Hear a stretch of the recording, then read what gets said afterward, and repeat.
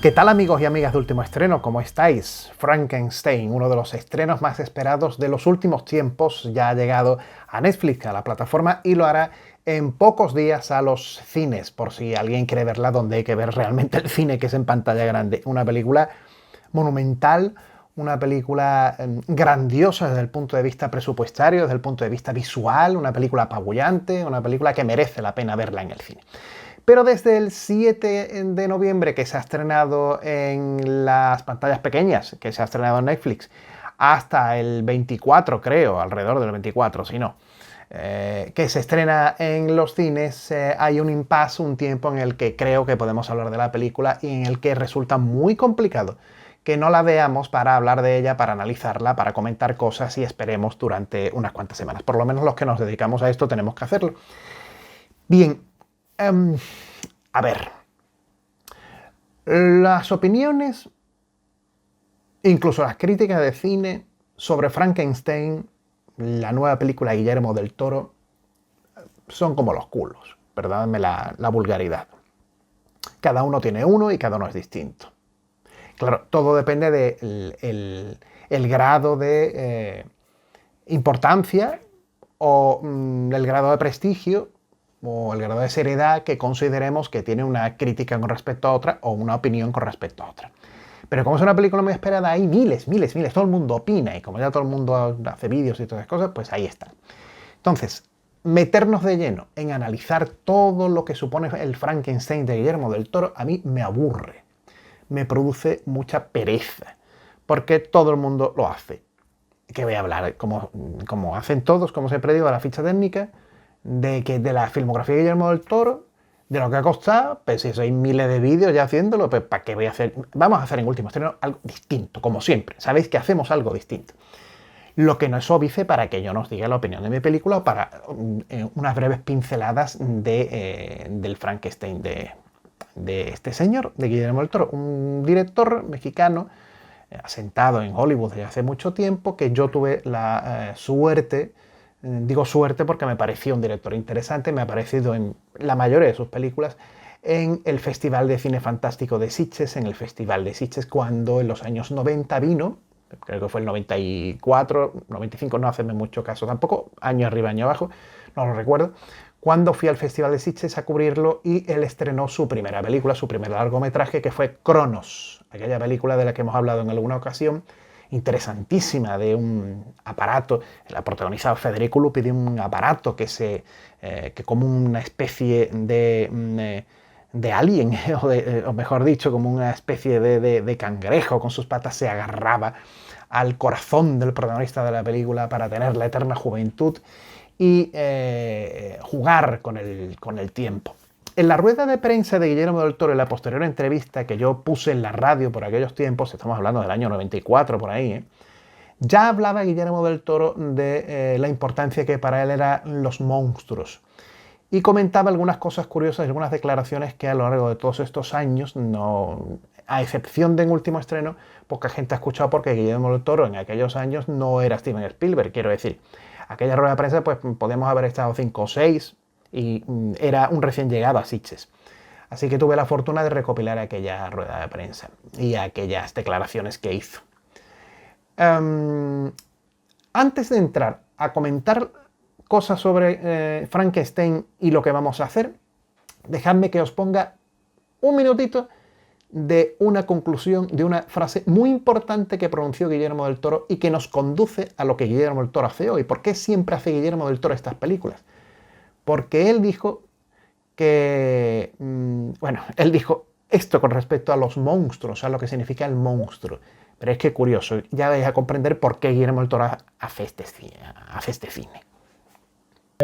Más que influencias que pudiera detectar, hay toda esta corrosión cerebral que empezó cuando tenía yo 2 años y medio y que ha continuado hasta ahorita. O sea, la primera vez que yo vi una película de horror, que fue un episodio de la serie Outer Limits, a los 2 años y medio me levanté una noche en la cuna para ir a mear y de pronto vi el piso de mi cuarto infantil tapizado de manos verdes y monstruos en el closet, y le dije a los monstruos a los 2 años y medio: si se vuelven ustedes mis amigos, les prometo serles fiel toda la vida mientras me dejen ir a mear. Y a partir de que pude ir a mear, estoy aquí. Entonces, he ahí el génesis.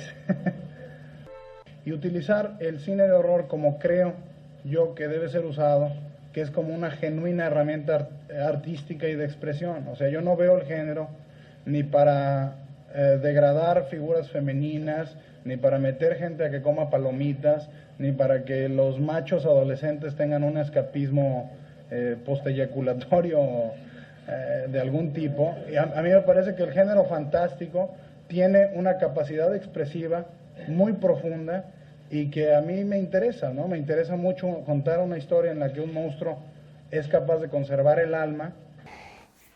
Guillermo del Toro se hizo amigo de los monstruos, ya lo habéis escuchado, y por eso nos ofrece las películas que nos ha dado. Y ahora nos ha dado una película de las que él estaba más deseando hacer otra versión, porque Frankenstein es el monstruo por antonomasia del cine, de los más importantes. Es la creación de un ser a través de los trozos, de los fragmentos de otros seres. Es crear vida a través de la vida que viene de otros seres. Claro, mejor monstruo para llevarlo al cine, imposible. Y Guillermo del Toro estaba en ello desde hacía mucho tiempo. ¿Qué ha hecho aquí? ¿Qué es esto? Bueno, lo primero que quiero decir, e insisto, y todavía estaréis diciendo, bueno, pero este tío, ¿qué es lo que va a hacer distinto a los demás? Porque por ahora poco, a pesar de las declaraciones que ha puesto, poco nos está mostrando de lo distinto. Bueno, es que lo que vamos a hacer es coger lo mejor de 5 o 6 películas de Frankenstein, y sin lugar a dudas un momento culmen de las películas de Frankenstein es el momento de la creación del monstruo. Y vamos a poner las secuencias de la creación del monstruo desde la película más antigua de Frankenstein hasta la de 2025 de Guillermo del Toro. Vamos a ofrecer esa secuencia para que veáis cómo se ha tratado en el cine la creación. Las películas de Frankenstein tienen muchos momentos álgidos, importantes de cada una de las cintas. Las relaciones amorosas también en la película, cómo él expone ante el doctor Víctor Frankenstein, como él expone ante el tribunal o ante sus colegas médicos la creación que él, en la teoría, antes de que la haga, ha planeado, las respuestas de toda la gente en el foro, de todos los especialistas en medicina. Frankenstein tiene momentos muy destacados que prácticamente están en todas sus películas. Hay decenas de películas de Frankenstein, no vamos a entrar en todas porque si no, no vamos a terminar. Pero nos vamos a quedar con 5 o 6 en lo que sin lugar a duda es el momento culmen, el momento importante de Frankenstein en cada una de las películas, y es la creación. ¿Cómo crea el doctor Víctor Frankenstein a su criatura? Pues vamos a comparar desde 1910, ojo, sí, 1910. Todo el mundo cree que Frankenstein de James Whale de 1931 es la película más antigua que existe sobre Frankenstein. No. No, ya se habían hecho otras y sobre todo la primera más antigua. Se hizo en 1910. Es muda, lógicamente, duraba 14 minutos y era una película desaparecida hasta los años 70 del siglo XX.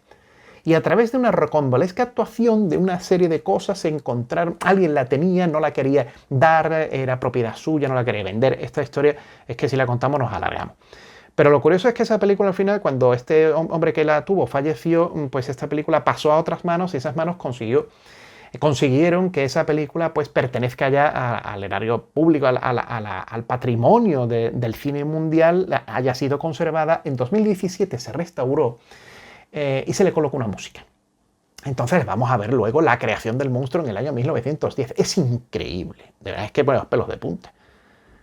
O sea, ¿cómo se pudo hacer hace 100 y pico de años esa secuencia de la creación de Frankenstein? ¿La conocéis, no? Tranquilos, en Último Estreno vais a verla.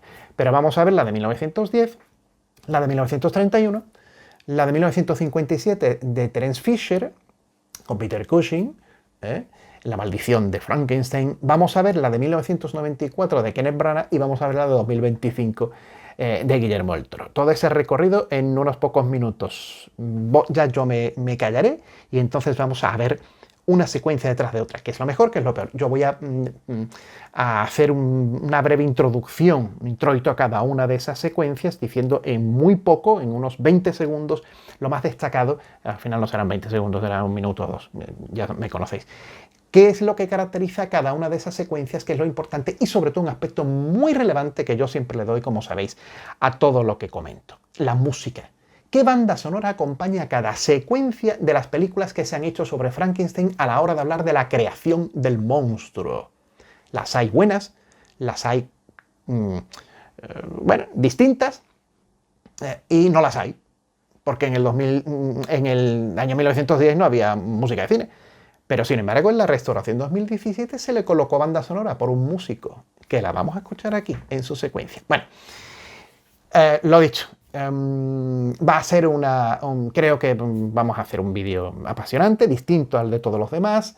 Y si queréis saber algo de Frankenstein que os estoy comentando, del de 2025, a mí lo que me llama mucho la atención, lo primero que me llama mucho la atención, es cómo es posible que Guillermo del Toro sea un director, un cineasta que aborrece la inteligencia artificial y el apabullamiento de los efectos especiales y quiere hacer todo tan real, que en lugar de recurrir afortunadamente a la inteligencia artificial en esta película y ser un adalid de los directores actuales que no quieren recurrir más allá de los efectos especiales normales, ¿cómo es posible que su película parezca que está hecha con inteligencia artificial? Es lo que me produce una enorme desazón. Porque, macho, has querido hacer una película has construido un barco, has construido un montón de cosas, has hecho un montón de cosas. La película ha costado una cantidad indecente de dinero, que diría Richard Gere en Pretty Woman. Pero, al final, ¿para qué te esfuerzas en todo esto? Si es que, a ver, el barco de la película me parece totalmente hecho con efectos especiales, pero de calle, con inteligencia artificial. Secuencia, para que la ha visto y que no la ha visto tampoco le voy a estropear nada. Lo de los lobos. Pero si los lobos parece que lo hemos hecho con el Gemini de la inteligencia artificial. Pero si es que eso, o sea, es que es descarado. Yo no digo que lo hayas hecho. Pero tío, es que parece que lo has hecho con inteligencia artificial. No te esfuerces tanto en poner todo tan concreto o mostrarlo todo tan limpio. Porque es que al final es que pues para eso lo hubieras hecho con la inteligencia artificial, porque es que es de una artificialidad, valga la redundancia, lo que vemos en pantalla, es todo tan artificial, me parece tan poco creíble, los escenarios me parecen tan pulcros hechos, que es que no entiendo. No entiendo cómo puede esta película parecer que es el adalid de la inteligencia artificial cuando el director está en contra de la inteligencia artificial y asegura que no la ha utilizado. Me produce una paradoja increíble. And a lightning rod system of pure silver telescoping down into the lab. Yes. Es una película que, si hablamos de lo técnico, seguimos hablando de lo técnico, una película cromáticamente muy destacable. Es una película que utiliza en determinadas secuencias mucho los rojos para determinados personajes femeninos, para todo lo que lo envuelve, los azules, los verdes. Él tiene una utilización cromática relaciona lo dramático que estamos viendo en pantalla con los colores y los colores con lo dramático, y entonces consigue una riqueza visual muy atractiva porque exagera los colores al igual que exagera todo. Se acusaba mucho a Kenneth Branagh de haber hecho una película en el año 1994 con Robert De Niro interpretando al monstruo, muy exagerada, muy manierista, y que eso la perjudicaba. Bueno, si nos vamos por ese camino, también hay que tener en cuenta lo que hace Guillermo del Toro aquí, ¿eh? Hay también muchísima exageración de todo está muy radicalizado en los comportamientos, en la manera de moverse de los actores, en la colocación de los elementos en pantalla, en no quiero decirlo, ¿no? Pero en momentos en donde se da rienda suelta a lo romántico de la película, con el protagonista, con Frankenstein llevando en brazos a la chica, con ese traje, esa escalera y todo el mundo abriéndose camino y bajando esa escalera, casi ya muy bien entrada la película, la segunda mitad de la película, que es la que incluso en el tiempo es muy larga, son 2 horas y media de película, es demasiado larga. Hay una exageración de todo que también es una película muy, muy, muy exagerada. Es decir, que si acusamos a Kenneth Branagh de aquello, esta también está hecha de una manera un poco no, bastante manierista, bastante todo. Pero bueno, a mí me parece que hay varias cosas que tienen un meritazo y que me parecen muy características de ella y que tienen precisamente mucha relación con la música. Hay una creación del monstruo precisamente que después vamos a ver muy distinta a las demás, en la que en lugar de optar por unos momentos de preparación de la creación del monstruo de manera terrorífica y una creación del monstruo terrorífica, hay una manera muy juguetona de buscar las piezas, los trozos del cuerpo del monstruo para acoplarlos, esos cadáveres que va buscando Víctor Frankenstein en esta versión a ritmo de vals.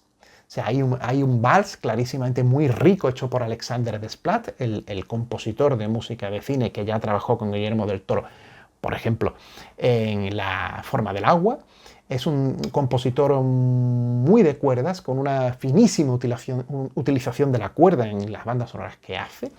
Aquí hace una banda sonora muy victoriana, al igual que la película, muy clásica, muy elegante, muy bonita, con unas notas que identifican siempre al monstruo de Frankenstein y a Frankenstein que suena desde el principio de la película, que son unas notas muy concretas y que la va a utilizar, curiosamente, tanto para el monstruo como para el creador del monstruo. Es decir, es la música de dos caras, es la misma música para las dos caras, porque al fin y al cabo Víctor, el creador, y el monstruo son lo mismo y lo va a utilizar en varias ocasiones, tanto apareciendo uno como otro.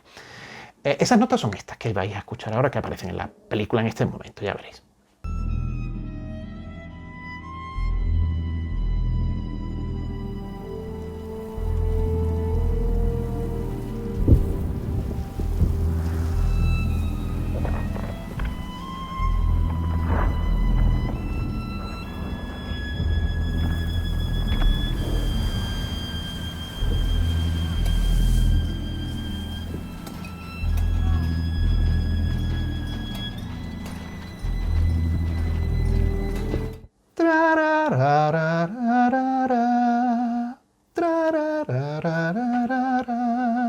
Son 7 notas con las que el compositor está jugando constantemente y ya después desarrolla el tema para introducirnos, para que identifiquemos nuestra mente con el monstruo y con Víctor Frankenstein. Eso se desarrolla en distintos momentos de la película, pero es el faro musical, el guía musical que establece Alexander Desplat, el compositor, junto con el director, para identificar al personaje protagonista de la película. Pero curiosamente, como os decía, me llama mucho la atención que jugueteando, que quitándole importancia y más dándoselo al tema clasicismo, al tema clasicista, a lo clásico, a lo romántico, a lo victoriano, más que a lo de terror, la unificación de los trozos del cuerpo que hace Víctor Frankenstein se hacen a ritmo de vals. Es un vals. Y es algo que al espectador le invita, a mí me invita a moverme, ¿no? el sillón a bailar un vals con el creador del monstruo. Tanto es así que creo que es una de las pocas películas de Frankenstein que macabramente, todo hay que decirlo, te invitan a que crees algo al espectador.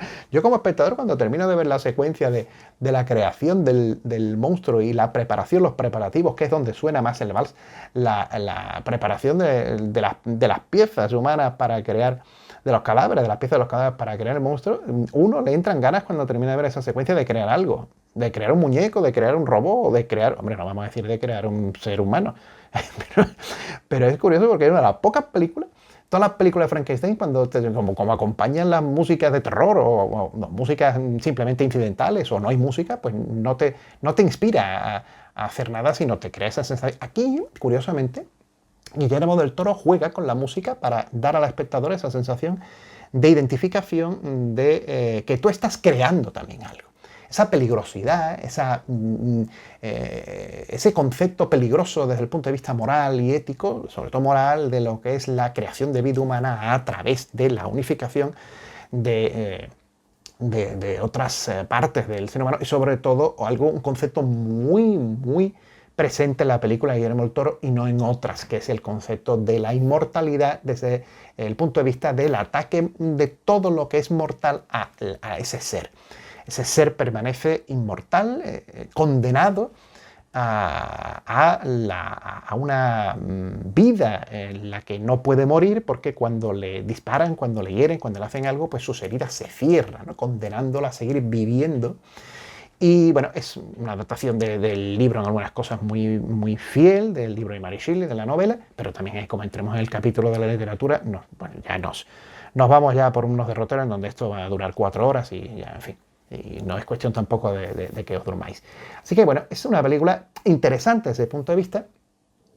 Me chirría mucho esa creación del monstruo que físicamente durante un buen tiempo, antes de desarrollar su melena larga y de convertirse un poco en el Frankenstein al que estamos acostumbrados, pero en guaperas, aunque esté lleno de cicatrices, ese estilo de andar, ese estilo de comportarse me choca también mucho. Ese abierto romanticismo también con la protagonista femenina me parece que está contado de una manera tan abiertamente romántico, tan directamente romántico que me chirría. Bueno, me parece una versión de La Bella y la Bestia más que del libro de Mary Shelley, ¿no? O sea, tu belleza está en el interior, ¿no? Esa mujer perdidamente enamorada de ese monstruo del que es tan difícil enamorarse, pero que uno se puede enamorar de su interior. Pero vamos a ver, chica, que has visto al Frankenstein, lo has visto una vez allí rodeado de agua y poco más, un flechazo de primera, ¿no? Un flechazo de repente, ¿no? No has tenido ninguna relación con Frankenstein para que te enamore. Si es verdad que es una chica muy rara y que a ella le gustan cosas raras, ¿no? Y bueno, pero no sé, me parece muy directo, me parece que no hay suficiente relación como para que se provoque una relación tormentosamente, amorosamente, tan tormentosa, mejor dicho, tan clara, ¿no? Y tan diáfana como en la película. Pero lo que os decía antes es que me parece que la estética del Frankenstein del principio me parece más el protagonista de Powder, Pura Energía, aquella película de los años 90 de aquel ser azul que atraía las cosas metálicas, las cucharas, ¿os acordáis? Aquella peliculita tan simpática con una gloriosa y magnífica banda sonora de Jerry Goldsmith. Me parece más una cosa creada por el guionista y por los creadores de efectos especiales de Powder, Pura Energía, que un Frankenstein. Qué cosa tan azul y tan rara, qué monstruo tan raro. Y después un poco guapera. No sé, me parece... A lo mejor es que se aleja del clasicismo y yo pues me muestro un poco... A lo mejor soy un poco clásico, ¿no? En ese aspecto, ¿no? Pero no sé, no me llega a convencer desde ese punto de vista.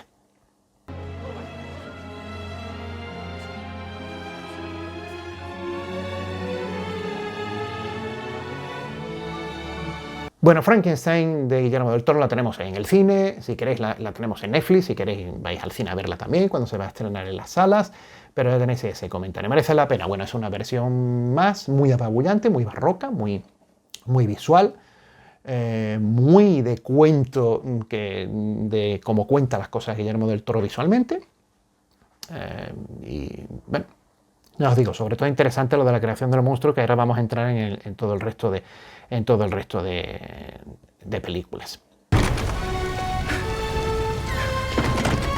Bueno, vamos a entrar ya de lleno en esa comparativa para que disfrutéis tan creo que rica de esas 5 o 6 películas que desde 1910 hasta 2025 nos han contado la historia de Frankenstein y de su creador Victor Frankenstein. La primera película que vamos a poner es realmente de la que hay constancia en el cine, que es la primera que trata la figura de Frankenstein. A lo mejor mañana se encuentra otra o pasado, porque aquí se hacen unos descubrimientos en la historia del cine maravillosos. Fijaos las últimas películas que se están descubriendo, ¿no? O que se consideraban perdidas, como La Gota Escarlata de John Ford y que se ha encontrado. Pues vaya a ver si se encuentra alguna de Frankenstein. Pero la primera que consta en el cine como creada es la que dirigió Shirley Dudley. J. Shirley Dudley. Era un director prácticamente desconocido, si queréis lo buscáis por ahí. Este señor hizo alrededor de unas 150, bueno, más de entre 150 y 180 películas, cortas, películas de los años de 1900 a 1912, 13, 14, es decir, no los largometrajes a los que estamos acostumbrados hoy. Bueno, pues de ese señor J. Shirley Dudley, este hombre en 1910 decidió adaptar la historia de Mary Shelley. e hizo una película de 13 minutos, 14 minutos, 13-14, con la historia de la creación del monstruo. Pero una película preclara, una pequeña joya, como os digo, descubierta en los años 70, que además tenía una particularidad. Fue vendida para el público como producida por Thomas Alva Edison, que como sabéis fue el creador de grandes inventos de la humanidad, entre ellos uno de los pilares fundamentales humanos para que la electricidad hoy la tengamos. O sea, sin Edison la electricidad hoy no la conoceríamos tal como la conocemos. Un científico, un gran estudioso, un hombre que trató temas de la ciencia de una manera extraordinaria, y en 1910 este director fue a Edison a decirle que produjera su película. Bueno, Edison puso el nombre. Él no era muy de cine, no produjo el Frankenstein tanto como para estar detrás del director soplándole la oreja para decirle lo que tenía que hacer. Él no entendía de cine, está muy ocupado con su otro invento. Pero es verdad que Edison participa en la producción de la película, y entonces la película se vende al espectador como la gran producción de Thomas Alva Edison, Frankenstein. Claro, era un golpe de prestigio la película y se vendió bien, pero la película desapareció, curiosamente, y se rescató en los años 70. Bueno, esta película tiene una curiosidad. Vámonos siempre ya a la creación, a las secuencias de la creación del monstruo. En esta película, Víctor Frankenstein crea a su monstruo en una especie de gran sauna, por decirlo de alguna manera, de gran habitación de madera enorme. Él abre y cierra la puerta y tiene el monstruo allí metido. Y el monstruo sale de una gran caldera de fuego. Ya sabéis, recordaréis cómo se crea, si no lo vamos a recordar ahora, cómo se crea el monstruo de Frankenstein en diversas películas. Pero esta es la única que el monstruo se crea como el que está haciendo un guiso, el que está haciendo un puchero, ¿no? Y entonces el monstruo sale de la caldera que hay dentro de esa especie de puerta de madera atrás de él, de Víctor, y pues sale de una caldera hacia arriba. Después ese monstruo va a abrir la puerta y se va a ir para él y todo eso. Pero vamos a ver la secuencia de esa creación. Fijaos curiosamente la salida de la caldera, cómo en el año 1910, estamos hablando de hace 100 y pico de años, los efectos especiales de la creación de Frankenstein. Es una especie de esqueleto que se va completando con trozos de cuerpo y va moviendo un brazo constantemente así, en el lado, como unos efectos especiales hechos de aquella manera. Pero de verdad que yo alucino. O sea, yo creo que vais a alucinar si no lo habéis visto. Porque ¿cómo es posible que esto se hiciera pues hace 115 años? Hace una barbaridad de años. Bueno, esta película tiene una curiosidad también. Por entonces era muda, pero se le coloca en una remasterización que se hace en 2017, se le coloca una banda sonora de un señor. ¿Quién es este señor? Donald Sossin es un compositor norteamericano nacido en 1951 que ha sido especialista durante todas estas décadas, desde que es compositor, especialista en componer música para películas mudas. Entre otras muy conocidas que le ha compuesto una banda sonora y después se le incorporó a la película remasterizada y arreglada, fue Nosferatu, película Murnau. Es decir, Donald Sossin es un especialista en ver una película muda, considerar que necesita una música para acentuar o para contar el desarrollo de lo que se está viendo visualmente, y una de las que pilló y cogió en 2017 pues fue esta película de Frankenstein que no tenía música, y le colocó una música muy de piano, no orquesta, utilizó una música de piano al estilo de los pianistas que acompañaban a las películas antiguas cuando se proyectaban, cuando después al cabo de los años se contaba en muchas ocasiones en las proyecciones con un pianista, como sabéis, para acompañar la imagen, con un poco valor narrativo, más bien valor dramático, ¿no? de acentuar los graves de los instrumentos, acentuar las notas más bajas del piano para crear tensión, o las notas más altas para crear romanticismo, pero sin que existiera un desarrollo narrativo de la música. Pero claro, con los conocimientos de Donald Sossin, sí hace una música, digamos que con un cierto estilo narrativo, con unas ciertas características narrativas, conservando el estilo antiguo de la película y visualmente musicalmente acompañando lo visual sin que interfiera en la narración visual. Bueno, pues vamos a repasar la creación del monstruo en esa olla, en esa especie de cazuela grande. Vais a ver esos efectos especiales, pero vais a escuchar. Quedaos con esta música porque también, aparte de analizar visualmente las secuencias de la creación del monstruo en Frankenstein, vamos a comparar las músicas que acompañan a las creaciones también del monstruo para llegar a una conclusión que yo voy a decir después, por lo menos por mi parte, en mi opinión. Pero vamos con 1910, con Frankenstein de ese año y la música de Donald Sossin, que se le incorpora hace tan solo menos de una década a esta película. Fijaos, cada secuencia va a tener unos minutos porque quiero dejaros la mayor parte de la secuencia para que la veáis y alucinéis. Concentraos y mirad Frankenstein de 1910.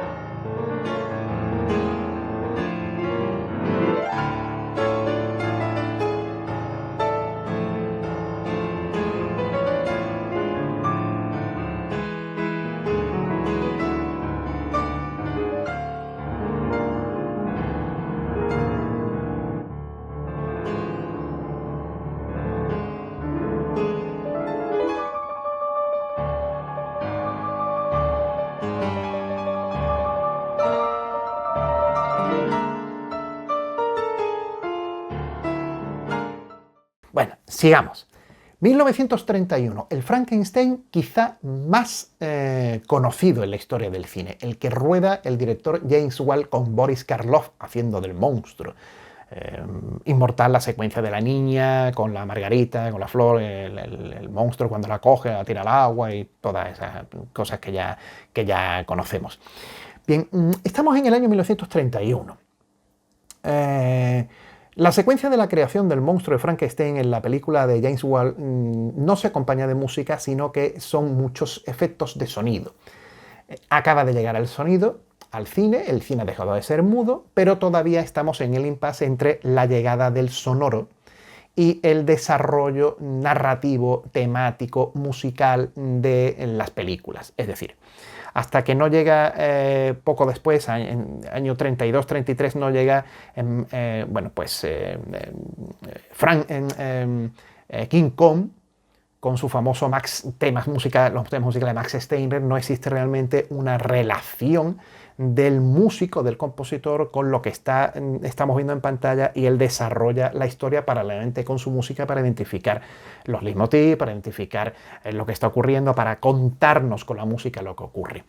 Hasta ese momento lo que hay es una música que acompaña en muchas ocasiones, e incluso en el caso del Frankenstein de James Whale ni siquiera acompaña, porque la película no tiene música. No, un momento. Alguno me dirá, un momento, oye, no, sí tiene música.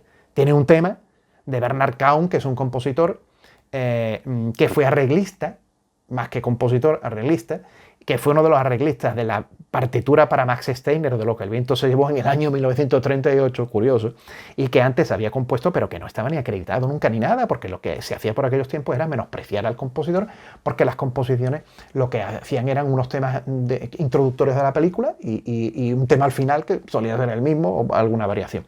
Frankenstein no tiene música narrativa. Frankenstein, la película de James Whale, que es una obra maestra, pero hay que tener en cuenta que lo que tiene es un tema de 2 minutos y medio de los créditos del inicio de la película y que se repite algo al final. Pero entre la película no tiene. Si queréis saber más sobre este compositor y sobre esto, en mi libro, Las bandas sonoras para despedir los días, que está a la venta, el libro que yo publiqué en 2024, editado por Círculo Rojo Editorial, y que está a la venta en cualquier librería donde lo pidáis, pues una de las primeras, por no decir la primera referencia que hago de una banda sonora, es la de Bernard Kaum para Frankenstein. ¿Por qué es la primera? Pues porque yo voy por orden cronológico y la novela de Mary Shelley salió en enero de su año. Entonces, bueno, pero en fin, para no enrollarme, que ahí hablo más de este compositor y de esto, de lo que supone lo narrativo en la música de cine y toda la historia. Y ahí os hablo de Bernard Kaum. Pero vamos a dejar mi libro aparte y vamos a ver la secuencia de la creación del monstruo según James Whale, y cómo está Boris Karloff y cómo se crea ese monstruo. Muchos sonidos, muchos efectos especiales, muchos efectos visuales, ya empiezan a aparecer mejores efectos especiales, y cómo aquello no tiene sonido. Si tiene ruido, si tiene sonido, mejor dicho, pues no tiene música para expresarnos de mejor manera. Y vamos viendo cómo va evolucionando el cine y la música, ¿no? Vamos a ver aquí concretamente cómo James Whale entendió la creación del monstruo según la novela de Mary Shelley. Y ojo, esta película no solamente se basó en la novela de Mary Shelley, se basó en una obra de teatro anterior que a su vez estaba basada en la novela. Por eso es una adaptación un poco libre de la novela y tiene cosas que no tiene la novela, y no bebe directamente de la novela de Mary Shelley, de su autora, sino bebe de una obra de teatro anterior que creo que se hizo en 1924, pero no lo recuerdo muy bien. Si queréis saber más, pues para eso está Internet, no para escribir tonterías en las redes sociales, sino para aprender. 1931, la creación del monstruo según James Whale.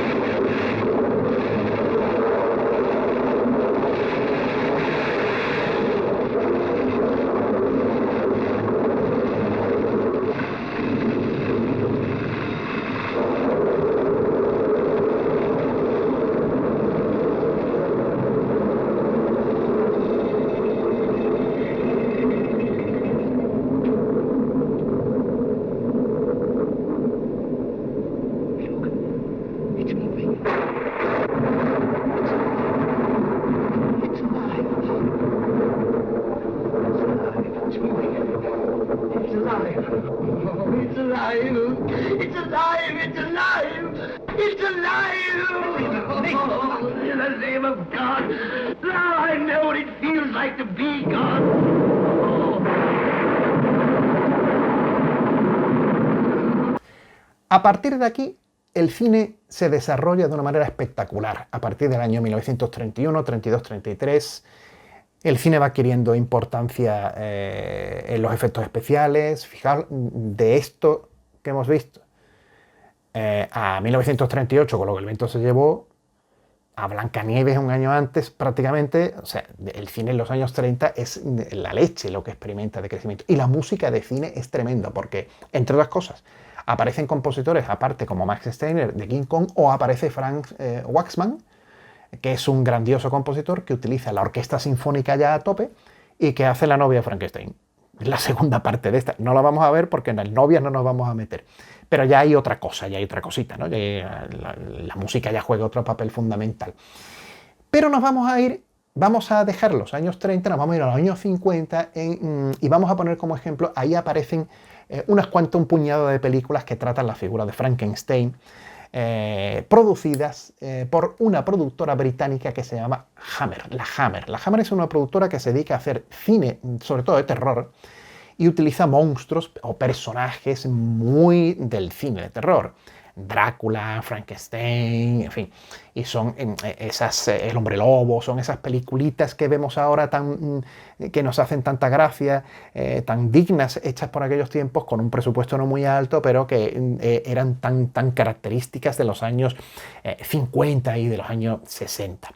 Bueno, la Hammer hace muchas películas de Drácula, muchas películas de Frankenstein, del hombre lobo, y una de ellas es La maldición de Frankenstein, del año 1957.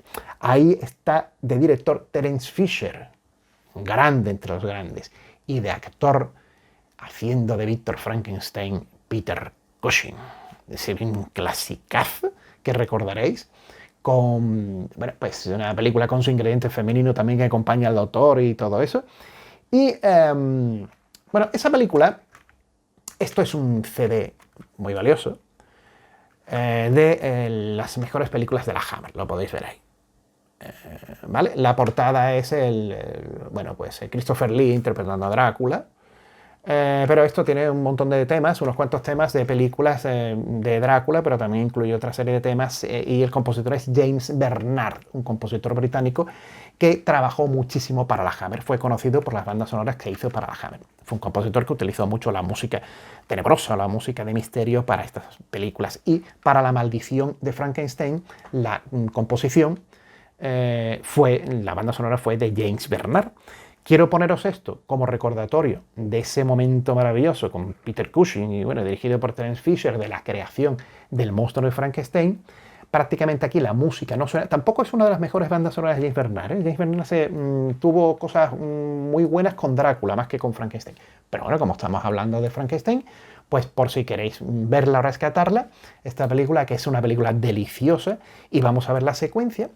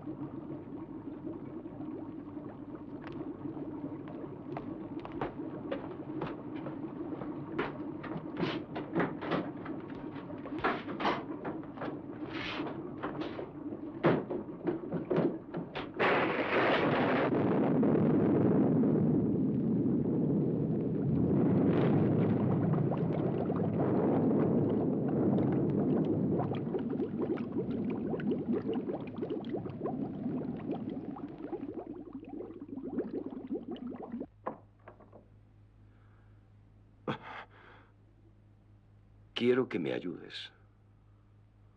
Estás loco. Ese aparato deben manejarlo 2 personas, y tú lo sabes. Creí que podría hacerlo solo, pero no puedo. Me alegro mucho. Eso quiere decir que tu experimento no saldrá bien. Me vas a ayudar, Paul, a pesar de lo que digas.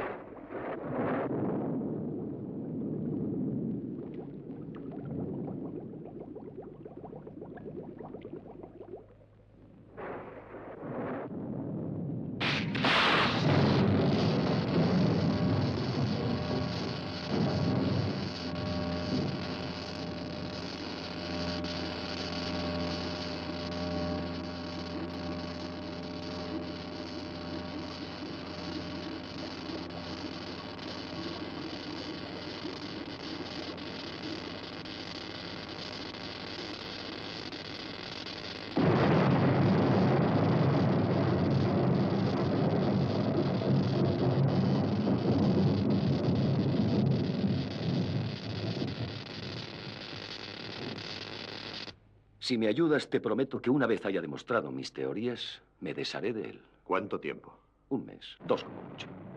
Tener esa cosa viva tanto tiempo no, Víctor. Si no me ayudas, entonces no te prometo nada. Me las arreglaré de alguna forma. Me cueste lo que me cueste. Y cuando lo logre, le enseñaré a Elizabeth mi mundo científico para ver si le gusta. No te atreverás. No hay nada, ¿me oyes? Nada más importante para mí que el éxito de esta experiencia. He trabajado en ello toda mi vida. Está bien, Víctor. Te ayudaré.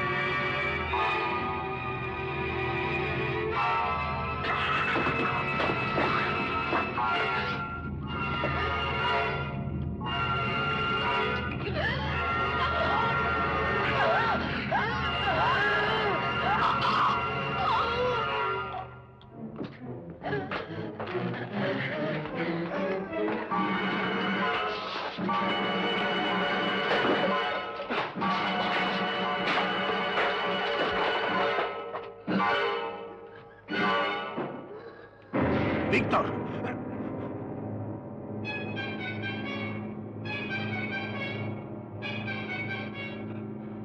Lo he conseguido.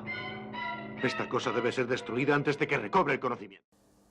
En el año 1974, una inmortal y maravillosa parodia obtiene muchísimo éxito de público y de crítica en el mundo del cine, que es The Young Frankenstein, el jovencito Frankenstein, que se llamó en España, en Sudamérica el joven Frankenstein.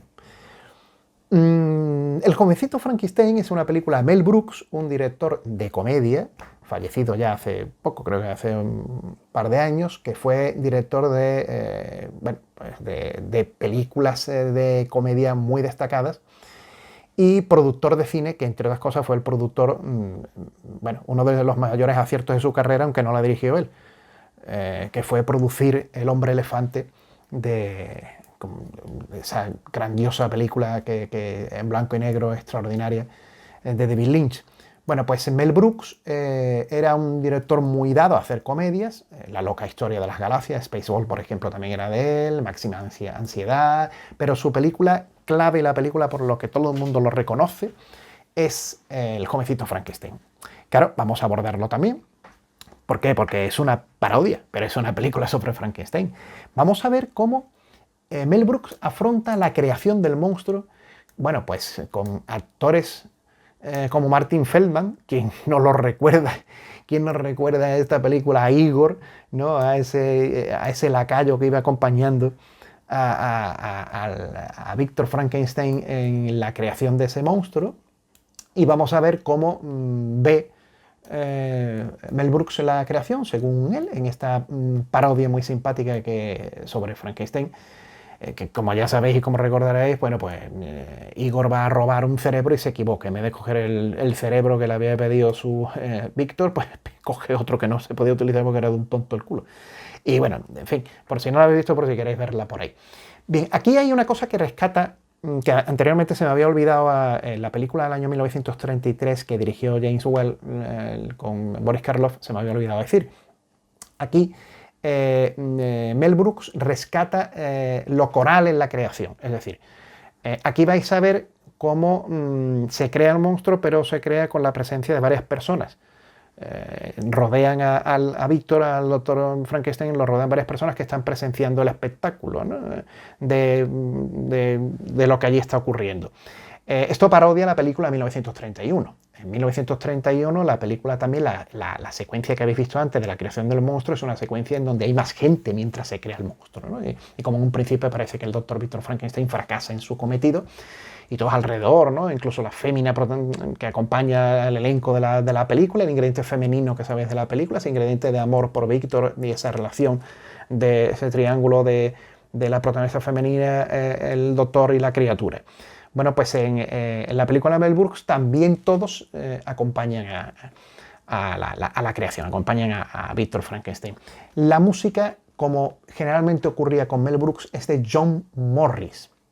John Morris es un compositor que sobre todo hizo una maravillosa y una obra maestra absoluta en la música de cine, como fue precisamente la del Hombre Elefante, aunque lo que más se recuerda del Hombre Elefante es el adagio para cuerdas de Barber, que se utilizó desgraciadamente en la película en lugar de utilizar música original en la secuencia en la que aparece de John Morris. Pero durante un montón de secuencias de la película, afortunadamente, se conservó la música de John Morris, una música maravillosa que también analizo en mi libro, ahora no vamos a entrar en ello, y es un compositor que falleció también hace poco. En la secuencia de la creación, John Morris tampoco hace una música como para tenerla en cuenta. En la película sí mezcla lo dramático con lo paródico, pero fijaos en esas notas que acompañan a ese soliloquio, ese monólogo que hace este peculiar Frankenstein, doctor Frankenstein, cuando está creando el monstruo y está él hablando y entonces, bueno, miradlo. Esta es la creación del monstruo de Frankenstein según Mel Brooks.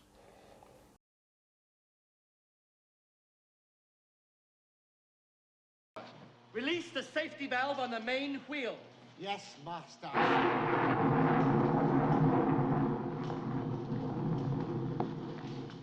Can you imagine the brain of Hans Delbruck in this body?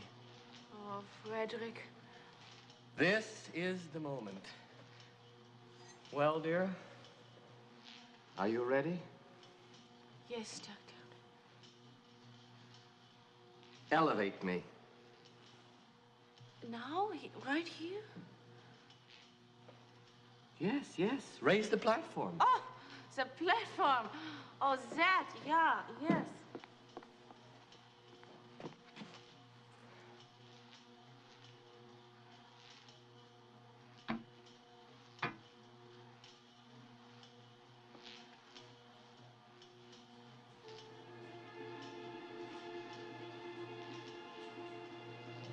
From that fateful day when stinking bits of slime first crawled from the sea and shouted to the cold stars, I am man. Our greatest dread has always been the knowledge of our own mortality. But tonight, we shall hurl the gauntlet of science into the frightful face of death itself. Tonight, we shall ascend into the heavens. We shall mock the earthquake.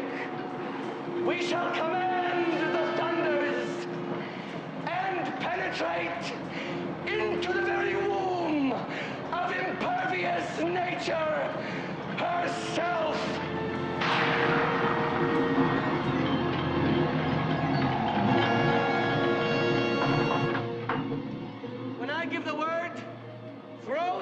first switch! You've got it, Master. Get ready! Get set! Go!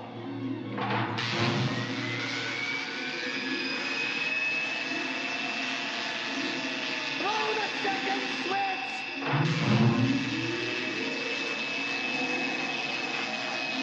Throw the third switch! Not the third switch. Throw it, I say! Throw it!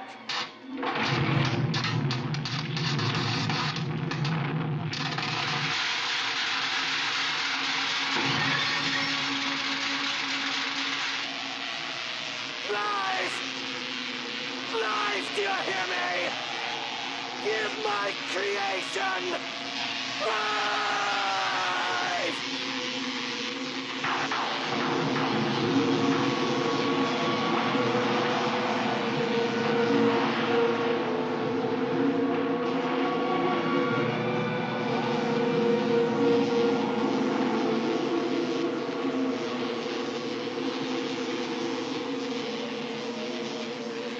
Turn everything off and bring me down!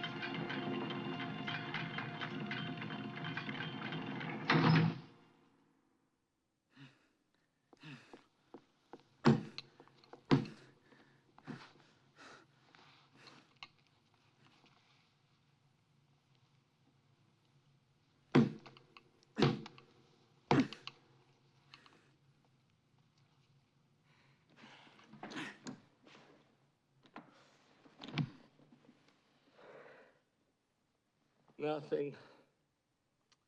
Oh, Doctor, I'm No, sorry. no. Be of good cheer. If science teaches us anything, it teaches us to accept our failures as well as our successes with quiet, dignity, and grace.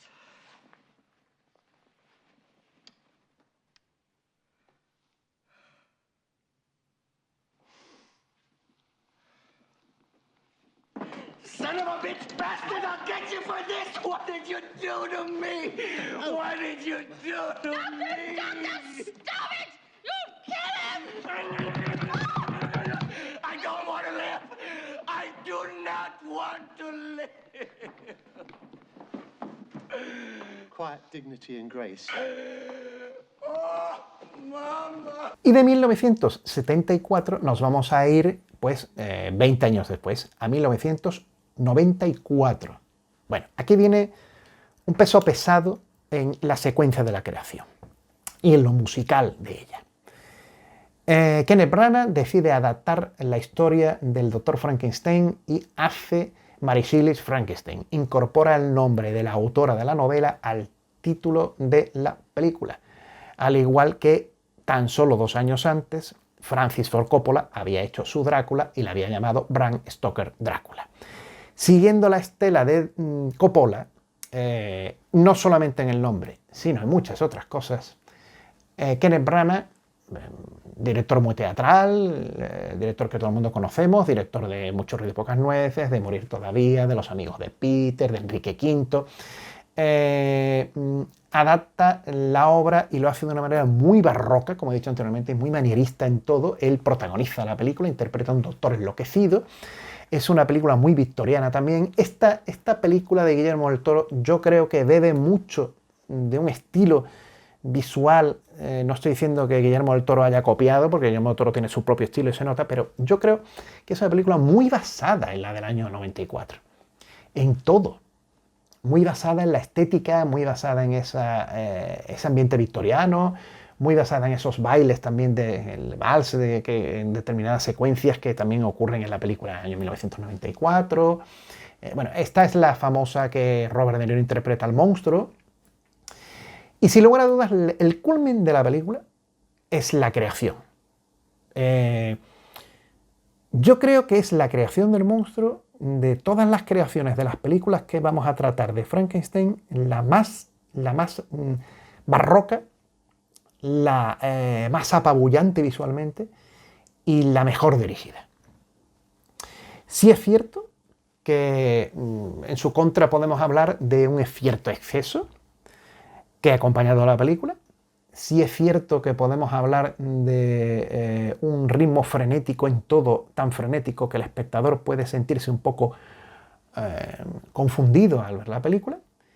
Pero desde el punto de vista positivo es un auténtico ejemplo del rodaje de una secuencia. La cámara acompaña a Kenneth Branagh, va acompañándolo constantemente, se coloca delante de él o se coloca paralelamente él como va andando, la cámara piruetea, pero va constantemente caminando junto con él, todo es barroco, ¿no? Él va dando golpes a todo para poner en funcionamiento las máquinas y la cámara lo va acompañando y la música de Patrick Doyle, bueno, esto merece mención aparte. Patrick Doyle, un compositor británico, que también tengo la fortuna de haberlo conocido en varias ocasiones, estar con él. La primera vez que estuve fue en el año 2005-2006, creo recordar, en el Festival de Música de Cine ya extinto de Úbeda. Allí fue a hablarnos de su obra. Suele ser el compositor de la música de cine de las películas de Kenneth Branagh, pero aquí se salió.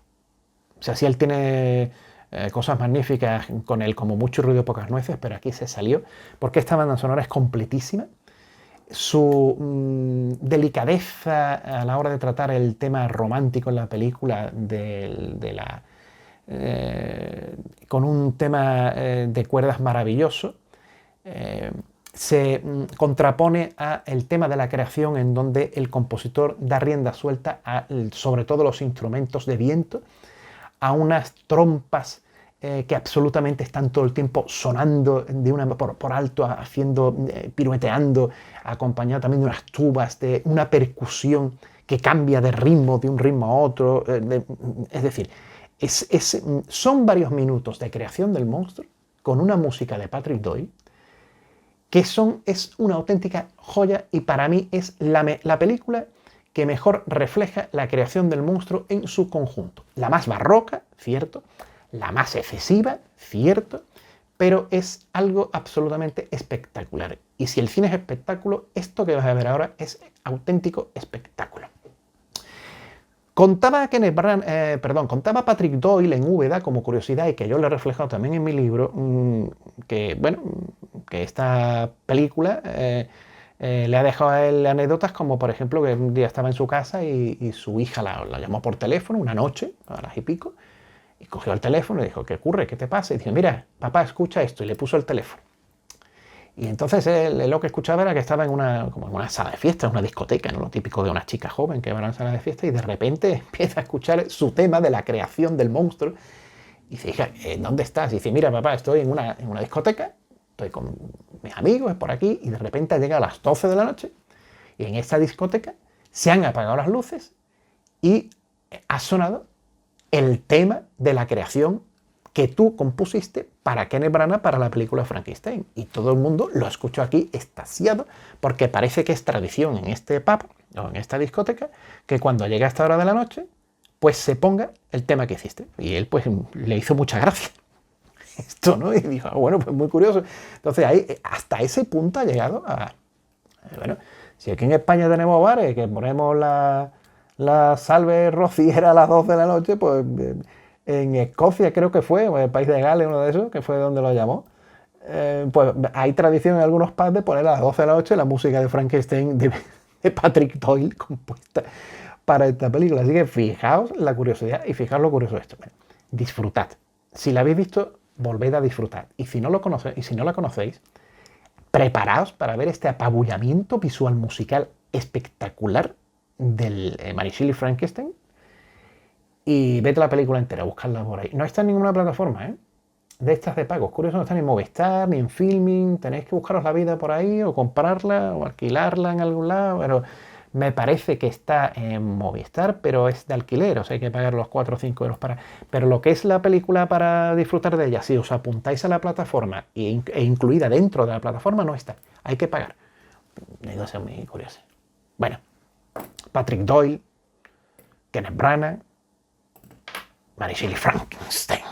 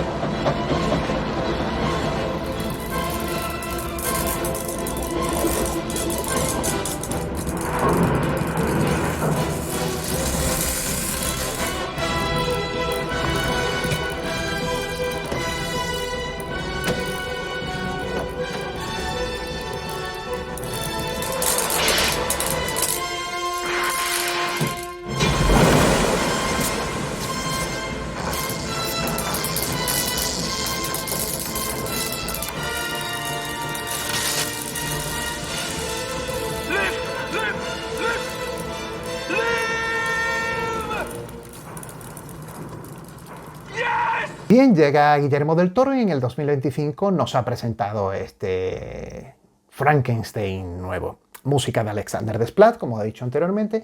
Hay dos partes diferenciadas en la creación del monstruo. Os voy a ofrecer la secuencia, a ver qué hace YouTube conmigo. Si nos corta esto, nos lo quita, sería una pena cuando YouTube se le mete en la cabeza que esto es didáctico y que lo que tratamos es de trasladar lo que sabemos a vosotros y que se establezca una relación de promulgación de la música de cine, no ningún tema mercantilista, ni de pirateo, ni de ganar dinero con esto. No voy a ganar dinero con esto. A ver, vamos a lo que vamos. Perdonadme el paréntesis porque es que me indigno. Hay dos en una. Son dos cosas distintas. La creación del monstruo de Frankenstein en la película de Guillermo del Toro tiene dos partes. La interesante, para mí la interesante es todo el preludio que os he comentado anteriormente, que se produce con la música de Alexander Desplat acompañando la recopilación de las piezas de seres humanos, de cadáveres, con un vals. Me parece acertadísimo que haya optado Guillermo del Toro por utilizar este sistema originalísimo de mostrarnos toda esa creación como un gran baile, como la creación de un ser a través de un perfecto guión musical marcado por el ritmo del vals, el famoso ritmo del vals que todos conocemos. Me parece tan curioso, tan llamativo y tan original. Es que me parece lo más original de la película.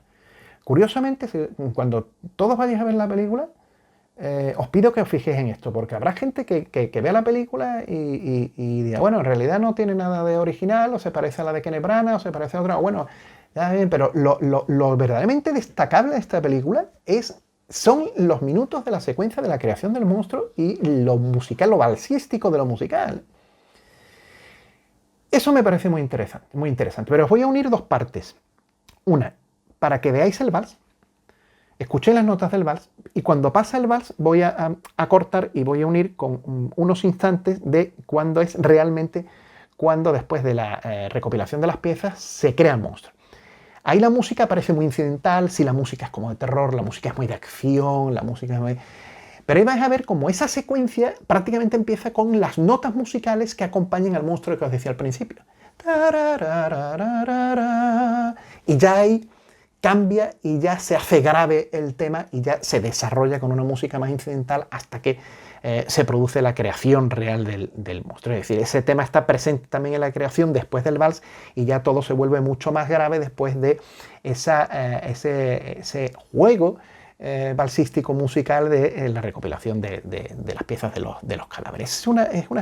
De verdad que es una cosa, es lo más interesante de la película. Fijaos en estas dos partes, están unidos.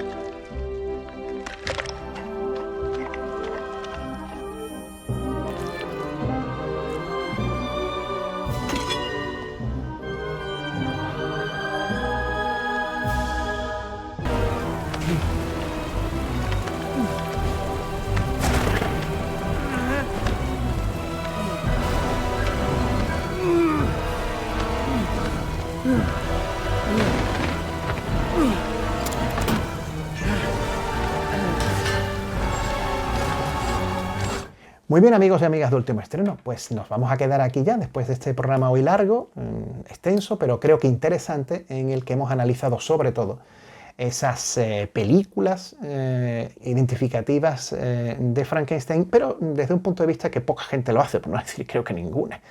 No sé si hay gente tan loca como yo. Espero que positivamente sí, desde el punto de vista positivo, y que le presten atención a estas cosas, y os invito también a que lo hagáis. Hemos analizado el momento culmen de la película Frankenstein, que es para mí la creación del monstruo, y cómo sus compositores han ido acompañando a esa secuencia y han ido creando esa narrativa, esa dramaturgia de las imágenes que estamos viendo. Bueno, que disfrutéis de la película si no la habéis visto, si la habéis visto que la repaséis en Netflix y que vayáis al cine también a verla a partir de dentro de unos cuantos días cuando la pongan, porque creo que es de esas películas que merece verla en pantalla grande, pues más sensación nos va a dar de algo que no es, que son efectos especiales con inteligencia artificial, pero de verdad que es que a mí me da toda la sensación, aunque no sea así. Paradojas de la vida. Saludos de José Carlos Fernández, que os divirtáis, que los paséis bien y que vayáis mucho al cine. Suscribíos al canal si no estáis suscritos, y a la campanita para avisaros de cuando grabemos un nuevo reportaje o una nueva videocrítica. Hasta entonces, que seáis felices.